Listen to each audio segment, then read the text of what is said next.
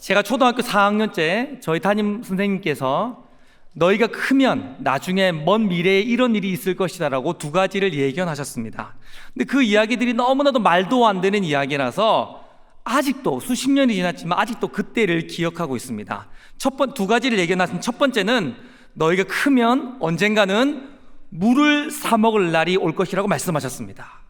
그 얘기를 들을 때 화가 났었어요. 왜냐하면 당시에는 다 학교에 수도꼭지를 틀어서 수도꼭지 입을 대고 물을 마셨기 때문에 수돗물을 마시는 시대였고, 당시에는 수돗물보다 더 좋은 물이 있었는데 바로 지하수가 더 좋은 물이었습니다. 그러니까 수돗물을 공짜로 마시고 더 좋은 지하수도 있고 조금만 산으로 올라가면 약수물이 있는데 왜 물을 사 먹어? 뻥 같은 이야기라고 생각했었습니다. 근데 두 번째 이야기는 듣고 나서 너무 화가 났어요. 너무 말도 안 되는 이야기라서 들으면서 우리가를 어리다고 무시한다라고 생각했었습니다.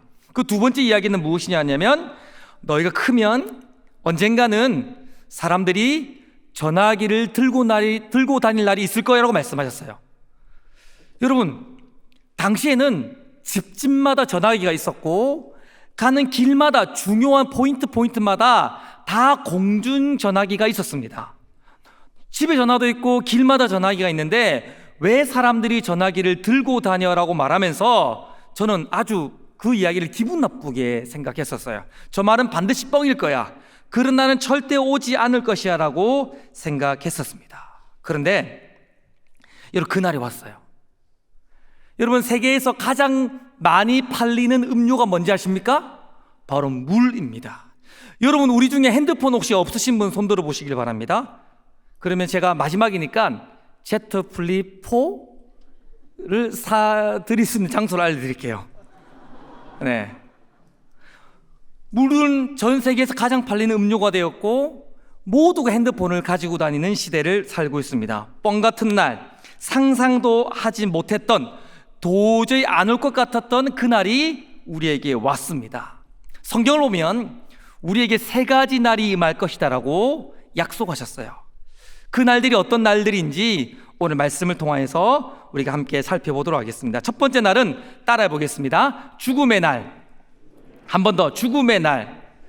여러분, 사람은 반드시 죽습니다. 그러므로 저와 여러분들은 죽을 것이고 우리들에게도 반드시 죽음의 날은 찾아올 것이에요.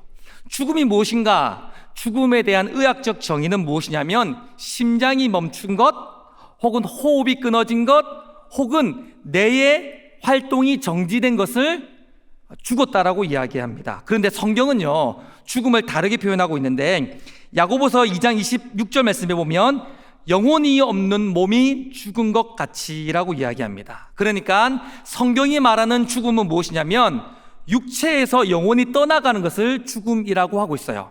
여러분, 우리 몸은 영혼과 육체로 이루어져 있습니다. 그런데 우리의 육체로부터 영혼이 떠나가는 순간 사람이 죽게 되어지는 것입니다. 여러분, 사람이 죽으면 어떻게 될까요? 여러분들이 죽을 건데, 여러분 마지막에 이 날을 맞이하게 될 것인데 어떻게 될까요? 사람이 죽으면 어떤 일이 일어날까요? 먼저 육체에서 영혼이 빠져나갑니다. 그럼 육체는 어떻게 됩니까? 어떻게 하고 싶으세요? 어떻게 해드릴까요?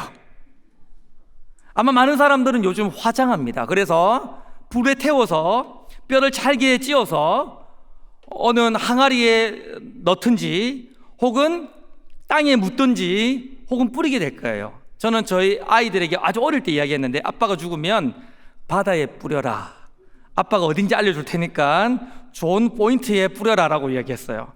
저는 수장하고 싶어요. 여러분들은 뭐 하고 싶으세요? 수목장? 매장? 저처럼 수장? 하여튼 어떻게 될 것 같아요? 어쨌든 우리의 육체는 사람이 죽고 나면 뼈가 되고 썩고 사라지게 될 것입니다. 그러면 우리의 영혼은 어디로 갈까요? 우리의 영혼은 잘 적어 놓으시길 바랍니다. 중간 상태에 들어갑니다. 우리의 영혼은 중간 상태에 들어갑니다. 여기는 천국도 아니고요, 지옥도 아니라 낙원과 음부입니다. 한 번 더요. 사람이 죽고 나면 육체는 썩어져 사라지지만 우리의 영혼은 중간 상태에 들어가게 되어지는데, 그 중간 상태는 천국도 지옥도 아닌 바로 한 번쯤은 들어보셨을 법한 낙원과 음부에 가게 되어지는 것입니다. 여러분, 사람은 죽으면요 영원히 떠돌지 않아요. 제사상을 받지도 못하고 후손들을 도와줄 수도 없습니다. 가끔 귀신을 쫓아내는 축기 사역을 해보면요, 내가 예수님의 이름으로 영원히 떠나가라 라고 말하면 귀신이 어떻게 하는지 아십니까? 비장에 목을 썼는데 내가 네 할미다 이러면 이래요. 그리고 야 내가 네 엄마다 라고 말하면서 지나간 과거를 이야기하면서 날 쫓아내지 마, 내가 네 엄마야, 내가 네 할머니야 라고 말하는데 그건 다 뻥입니다. 사람은 죽으면 귀신이 될 수 없습니다. 귀신은 누굽니까? 귀신은 그저 타락한 천사입니다. 사람이 죽으면 영혼은 중간 상태에 가게 되어지는데, 그 중간 상태는 천주교에서 말하는 연옥이 아닙니다. 어떤 차이가 있냐면요, 중간 상태인 낙원과 음부는요 천주교에서 말하는 연옥과 다르게 결정적인 곳이라는 것입니다. 낙원과 음부는 다시는 기회가 없는 곳이라는 것입니다. 사람은 죽으면 영혼이 낙원과 음부에 낙원 또는 음부에 가게 되어지는데, 예수 믿어서 천국 가게 될 사람이 가는 곳이 어디냐면 낙원. 예수 믿지 않아서 지옥 갈 사람이 가게 되어지는 곳이 어디냐면 음부라는 것입니다. 자, 제가 퀴즈 낼 테니까 여러분 한번 대답해 보시길 바랍니다. 마지막님께 좀 도와주시길 바랍니다. 예수를 믿어 천국 가게 될 사람이 가는 곳이 어디다? 낙원. 예수를 믿지 않아 지옥 가야 될 사람들이 가는 곳이 어디다? 음부라는 것입니다. 근데 이런 중간 상태, 낙원과 음부의 특징이 있는데, 어떤 특징이냐면 영혼만 간다는 것입니다. 여러분, 사람은 죽으면요 영혼이 잠자지도 않고 어디 떠돌아다니지도 않고 낙원 아니면 음부에 반드시 가게 되어집니다. 그런데 이 낙원은 어떤 곳이냐면 우리의 영혼이 완전한 상태를 이루면서 행복과 기쁨과 감사와 평강을 누리면서 천국의 맛을 누리는 곳이 바로 낙원이에요. 반대로 음부는 어떤 곳이냐면 저주와 불행과 고통 가운데에 고통받는 곳인데, 바로 지옥의 전초전이 되는 곳이 바로 음부인 것입니다. 증거 있냐고요? 증거 있어요. 누가복음 16장 말씀해 보면 부자와 나사로 이야기가 있을 것입니다. 부자는 이 땅에서 호의호식하면서 오늘날 우리가 꿈꾸는 삶을 살았지만 예수를 믿지 않았어요. 그러나 거지는 비참한 인생을 살았으나 그러나 아마 믿음만 있었던 것 같습니다. 그런데 죽고 나서 이들의 인생 역전되어지는데, 거지는 낙원에 가게 되어졌고 부자는 음부에 가게 되어집니다. 거지는 어떤 일이 일어났습니까? 거지는 아브라함의 품에 안겨서 완벽한 기쁨과 행복을 누리며 살았지만, 부자는 낙원에서 고통받게 되어졌어요. 근데 누가복음에 보면 그 고통을 어떻게 표현하고 있냐면, 부자에게 소원이 하나 있었습니다. 부자에게 소원이 뭐였습니까? 부자가 딱 한 가지만 바라는 것이 있었는데, 너무나도 고통스러워서 딱 한 가지를 바랐는데 무엇이었습니까?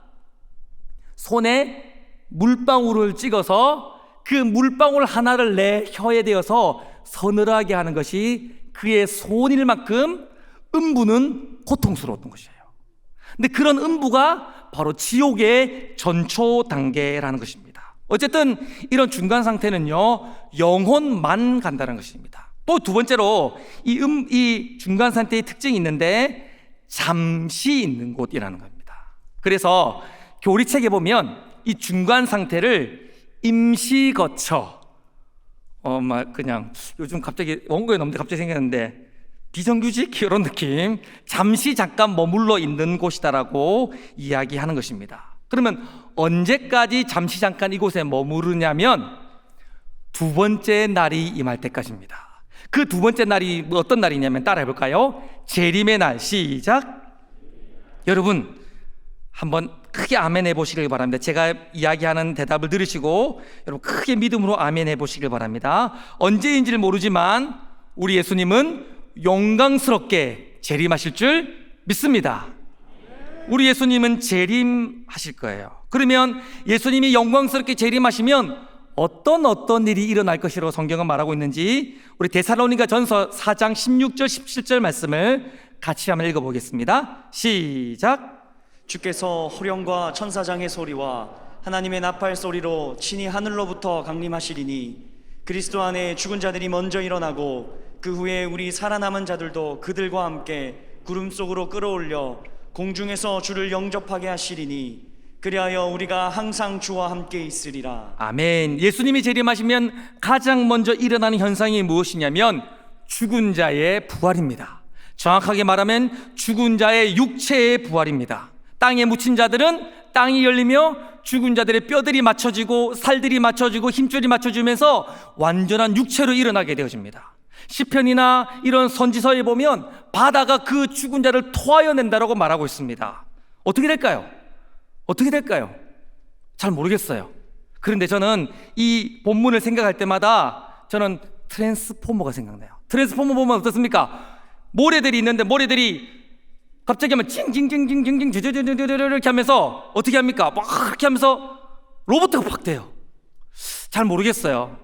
우리가 죽고 나서 뼈가 가루로 뿌려지고 우리의 육체는 다 썩을 거예요. 그러나 전능하신 하나님의 능력으로 썩었던 우리의 살들이 회복, 재생, 원래대로 되어지고, 아멘?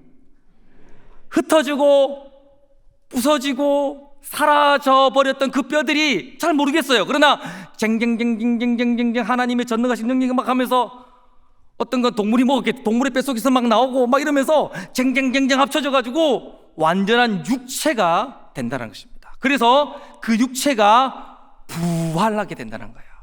여러분 아마 예수님이 재림하시기 전에 죽으실 분 이 자리에 상당수 보입니다. 그분들 갑자기 죽었는데 갑자기 몸이 막 일어나는 현상들이 있을 거예요. 놀라지 마세요. 예수님이 재림하셨기 때문입니다. 우리의 육체가 부활해요. 그리고 나서 어떤 일이 일어나겠습니까? 음부와 낙원에 있는 영혼과 육체가 결합하게 되어집니다. 그러고 나면 살아있는 사람들은 어떻게 된다고 말하고 있습니까? 살아남은 자들은 구름 속에 끌려 올라간다. 이걸 그 유명한 말로 휴거라고 이야기하죠. 여러분 살아있는데 갑자기 몸이 하늘로 붕 뜨는 현상들이 일어납니까? 놀라지 마십시오. 갑자기 여러분이 급격하게 살이 빠진 것이 아니라 우리 주님이 오신 것입니다. 어쨌든 죽은 자들은 육체의 부활과 영혼의 결합을 통하여 완전한 몸을 이루고 살아있는 자들은 공중으로 휴거되어지는 일이 일어나게 됩니다. 어떻게 그 일이 일어납니까? 몰라요. 그러나 그날은 반드시 우리에게 일어나게 될 것이에요. 그러고 나면 세 번째 날이 우리를 찾아오게 됩니다. 그 세 번째 날을 한번 따라해 보겠습니다. 심판의 날. 시작. 자, 우리 요한계시록 20장 11절 말씀을 우리 같이 한번 읽어보도록 하겠습니다. 20장 11절 시작. 또 내가 크고 흰 보좌와 그 위에 앉으신 이를 보니 땅과 하늘이 그 앞에서 피하여 간 데가 없더라. 자, 흰 보좌가 나오는데 이 흰 보좌는 심판대입니다. 그 예전에 여러분들이 부모님들이 신앙생활 하실 때에 부흥 강사님들 오셔가지고 이걸 백보자 심판이라고 얘기했어요. 흰 보좌가 있는데 이 보좌는 심판의 보좌입니다. 근데 그 심판의 보좌 위에 누가 앉아 있다라고 성경은 말하고 있냐면 요한복음 5장 22절 말씀에 제가 읽어드릴게요. 아버지께서 아무도 심판하지 아니하시고 심판을 다 아들에게 맡기셨으니. 여러분 우리가 심판을 받게 되어지는데 그 심판의 주체자로 누가 앉아 계시는 겁니까? 예수님이 앉아 계시는 거예요. 평상시에 예수님과 친하게 지내면 엄청 좋은 일이 일어나게 될 거예요. 어색하지 않게 내가 사랑하는 그분이 심판주로 앉아 계신다라는 것입니다. 그러면 어떤 사람들이 이 심판대 앞에 서게 되어지는가? 오늘 본문이 요한계시록 20장 12절 말씀에 보면 또 내가 보니 죽은 자들이 큰 자나 작은 자나 그 보좌 앞에 서 있는데, 여러분 이건 성경의 표현인데요, 큰 자나 작은 자나 죽은 자도 다 보좌 앞에 선다란 말입니다. 이 말의 의미가 뭘까요? 모든 사람들이라는 거예요. 다시요. 어떤 사람들이 이 심판의 보좌 앞에 서게 되어지냐면 모든 사람들이 다 심판의 보좌 앞에 서게 된다는 것입니다. 질문입니다. 마음으로 대답해 보시길 바랍니다. 여러분, 이 심판의 보좌 앞에 저와 여러분 같은 사람들은 서게 될까요? 면제를 당하게 될까요? 마음으로 대답하셨죠? 한 번 더요. 과연 나는 이 심판의 보좌 앞에 서게 될까요? 아니면 면제를 받게 될까요? 로마서 14장 10절 말씀해 보면 이렇게 기록되어지고 있는데, 똑바로 살아라 이야기를 하면서 우리가 다 하나님의 심판대 앞에 서리라. 여기서 우리가 누굽니까? 로마교회 성도예요. 1세기 당시에 가장 하나님을 신실하게 섬겼던 로마교회 성도들을 향하여 바울은 말하기를 우리도 다 심판대 앞에 서게 될 것이다 라고 이야기하고 있습니다. 자, 심판대 앞에 저와 여러분 서게 됩니다. 심판대 앞에 서면 여러분 경험하게 될 날이에요. 미리 제가 알려드리는 겁니다. 여러분, 심판대 앞에 딱 서면 책이 2권 펼쳐져 있습니다. 자, 어떤 책들이 펼쳐져 있는가? 우리 12절 말씀을 우리 다 같이 한번 읽어보겠습니다. 시작. 또 내가 보니 죽은 자들이 큰 자나 작은 자나 그 보좌 앞에 서 있는데 책들이 펴 있고 또 다른 책이 펴졌으니 곧 생명책이라. 죽은 자들이 자기 행위를 따라 책들에게 기록된 대로 심판을 받으니. 자, 책들이 2가지가 펼쳐져 있는데 하나는 생명책이고 또 하나의 책은 행위책입니다. 생명책과 행위책이 펼쳐져 있습니다. 이 생명책은 어떤 역할을 하는 책이냐면 천국과 지옥을 결정하는 책입니다. 한 번 더요. 책이 펼쳐져 있는데 2가지 책이 펼쳐져 있습니다. 하나는 생명책이고 또 하나의 책은 행위책입니다. 이 생명책의 역할은, 우리가 첫 번째 맞이하게 될 생명책의 역할은 천국과 지옥을 결정하는 책입니다. 우리 요한계시록 20장 15절 말씀을 같이 읽어보겠습니다. 시작. 누구든지 생명책에 기록되지 못한 자는 불못에 던져지리라.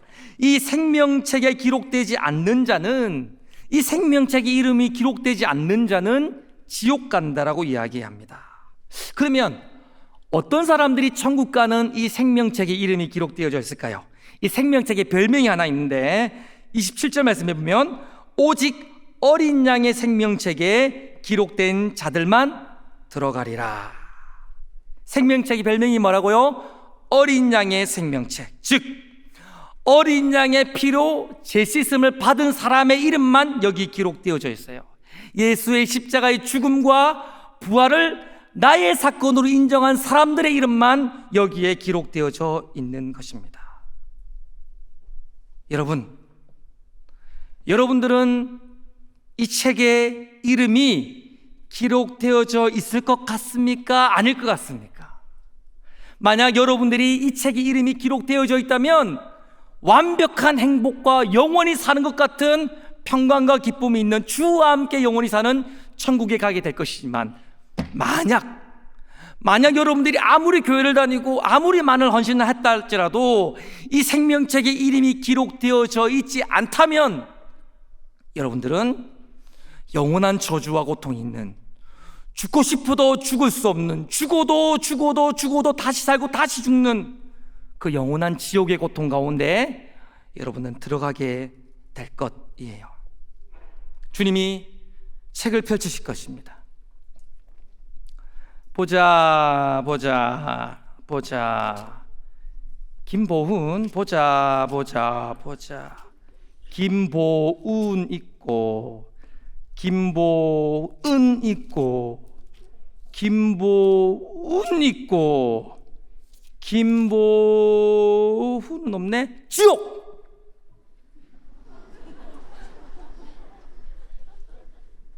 보자. 이름이 이민엽이라고? 이민앞, 이민뒤, 이민위, 목사했다고? 이민 여보 없네. 지옥! 조인식 천국 이렇게 되는 거예요.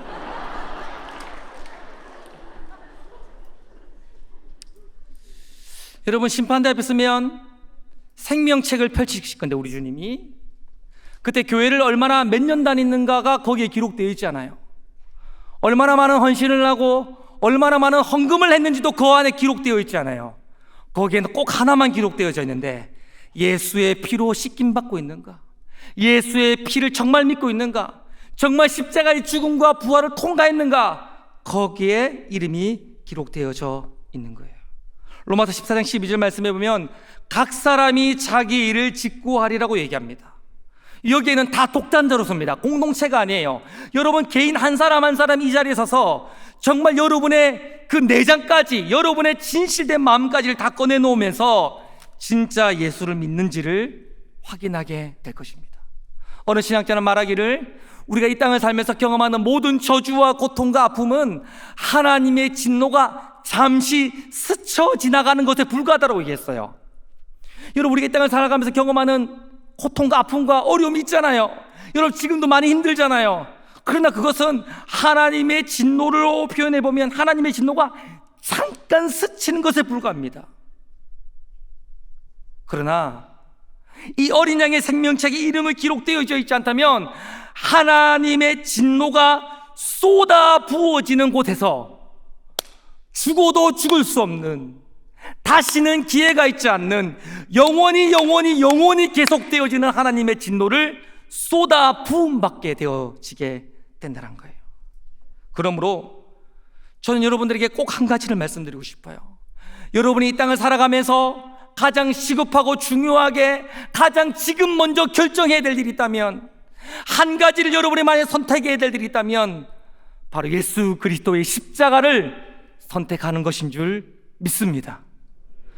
그래서 에베소 1장 말씀에 보면 이 구원의 복, 예수의 어린 양의 피로 말미암아 죄 씻음 받는 이 구원의 복을 하늘에 속한 모든 신령한 복, 모든 복을 초월하고 하나님이 인간에게 주시는 가장 큰 복이 바로 구원의 복이라고 이야기하고 있어요.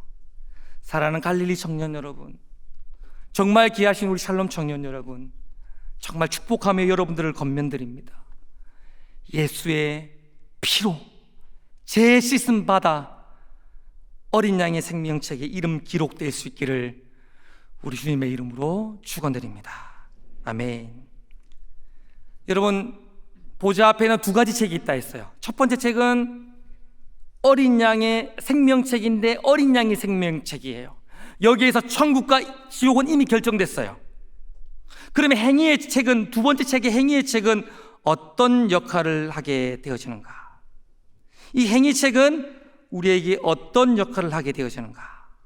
우리 고린도후서 5장 10절 말씀을 같이 읽어보겠습니다. 같이 읽겠습니다. 시작. 이는 우리가 그리스도의 심판대 앞에 나타나게 되어 각각 선악간에 그 몸으로 행한 것을 따라 받으려 함이라. 자, 먼저는 우리가 이미 천국과 지옥이 결정되었었어요.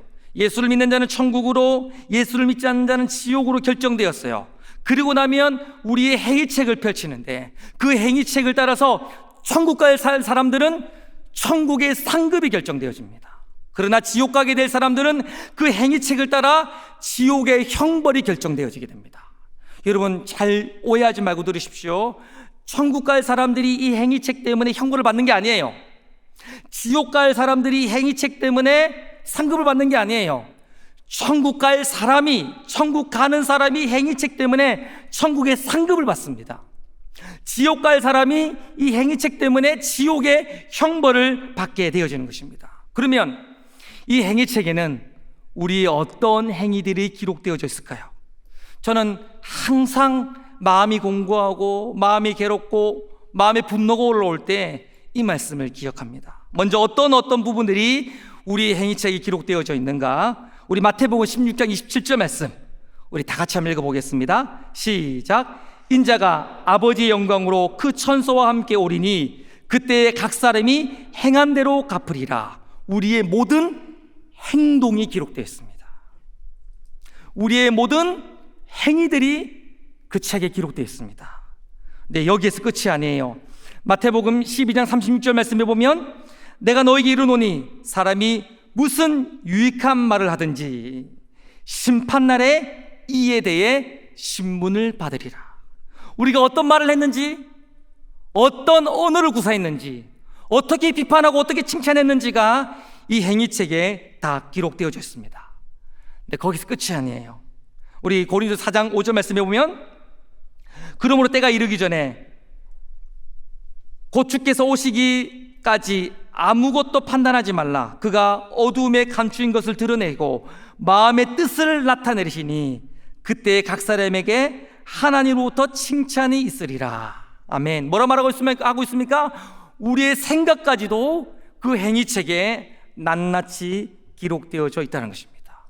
즉 우리의 생각, 우리의 말, 우리의 모든 행위들이 행위책에 하나도 빠짐없이 낱낱이 기록되어져 있는 거예요. 그 행위책을 기준으로 우리의 천국의 상급이 결정되어지게 되는 것입니다. 이런 마음으로 음욕을 품고 누군가를 미워하고 누군가를 시기하고 이런 것들은 세상에서는 전혀 죄가 되지 않아요. 근데 성경은 마음으로 음욕을 품은 자마다, 누군가를 미워하는 자마다 이미 살인했다고 말하고 있어요. 근데 그 모든 생각들이 바로 우리의 행위책에 낱낱이 기록되어져 있는 거예요. 우리가 어떤 말을 했는지, 성경 말씀을 따라 어떤 감사의 말을 하고, 어떤 긍정적인 말을 하고, 어떤 살리는 말을 하고, 무엇보다 어떤 복음의 말을 했는지가 행위책에 낱낱이 기록되어져 있는 거예요.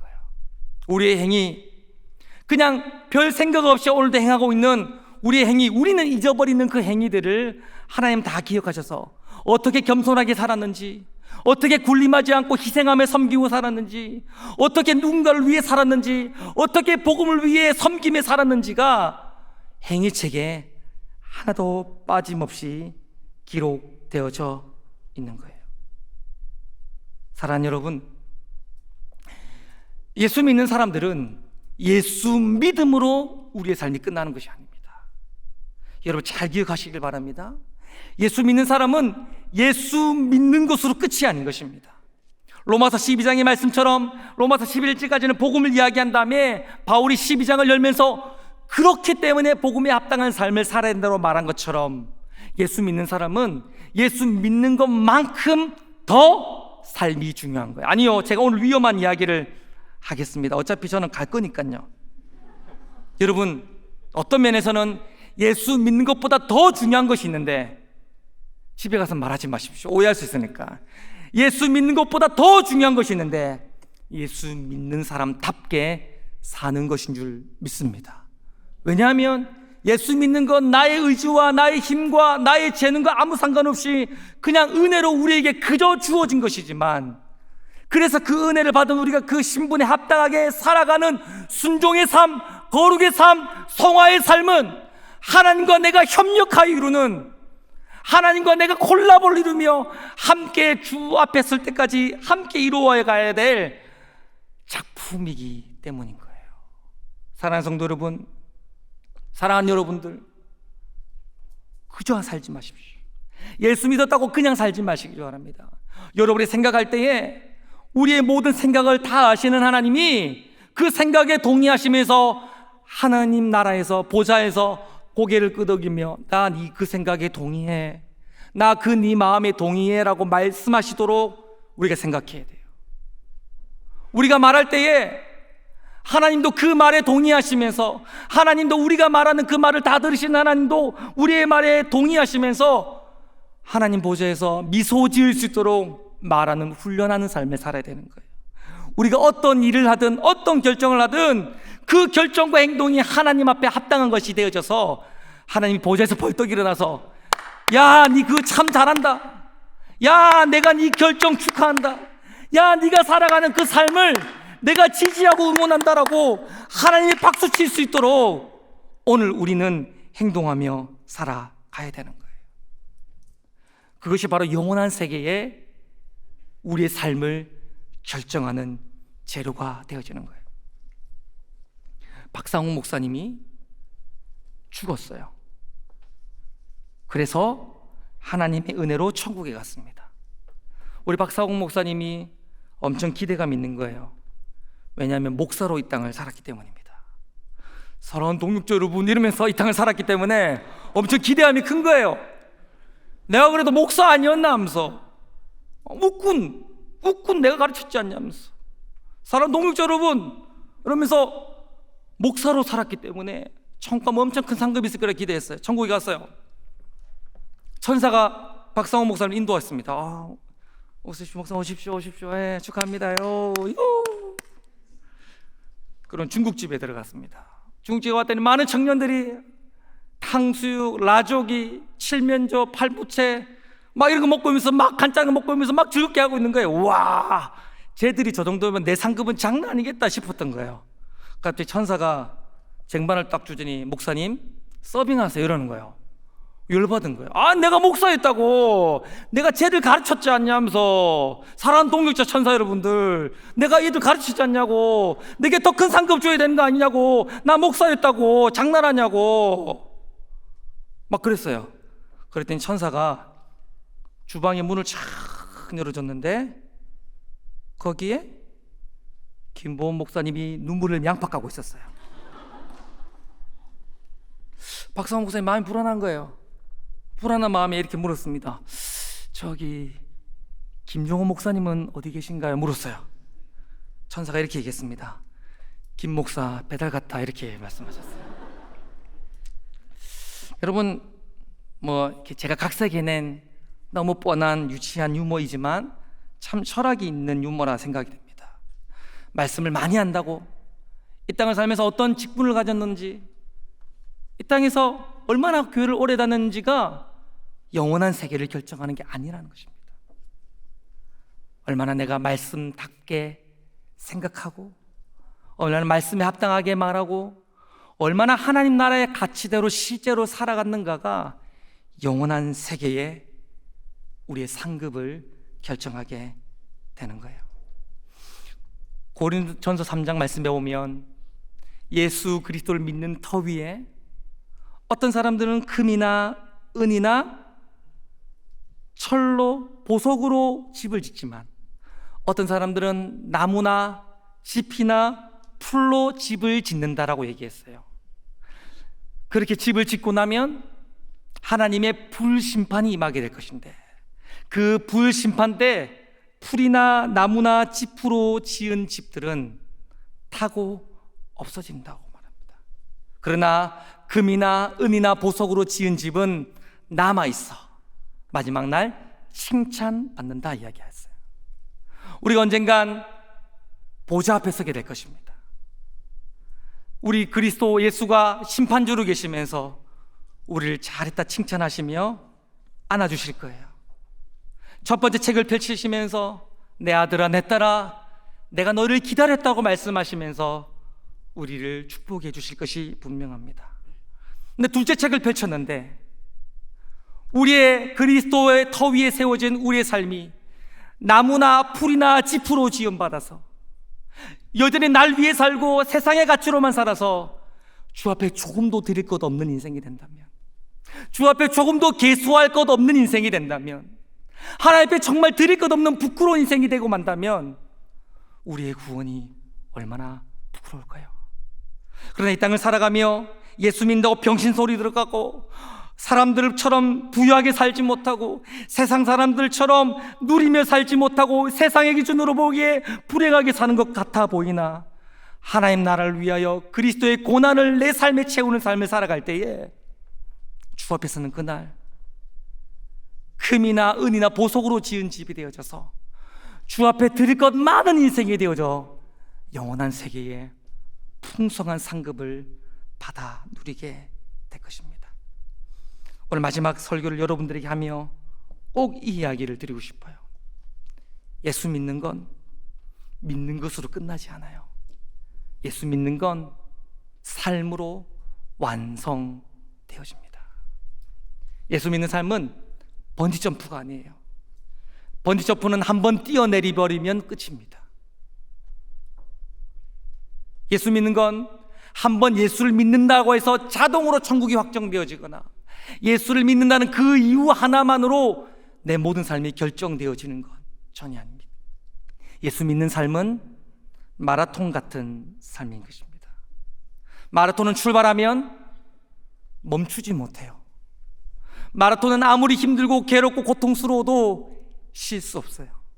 마라톤은 너무 힘들고 괴로워서 그만두고 싶어도 그만두지 못하고, 넘어져도 다시 일어나고 다시 일어나고 다시 일어나서 다시 고린 지점을 향하여 달려가야 됩니다. 우리가 예수를 믿는 순간 우리는 신앙의 마라톤을 출발한 것입니다.